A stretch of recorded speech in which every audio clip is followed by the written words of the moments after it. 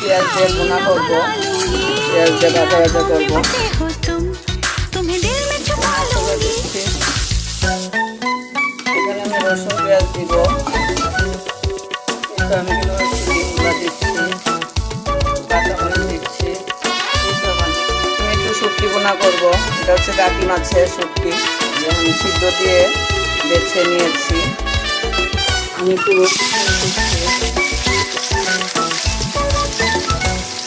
এটা কিন্তু একটু কাঁচামরিচ দিচ্ছি, আমি শুটকি ভাজি কাঁচামরিচটা আমি শসা দিয়ে দিয়েছি। এই তো আমি কিন্তু শুটকিগুলো দিচ্ছি।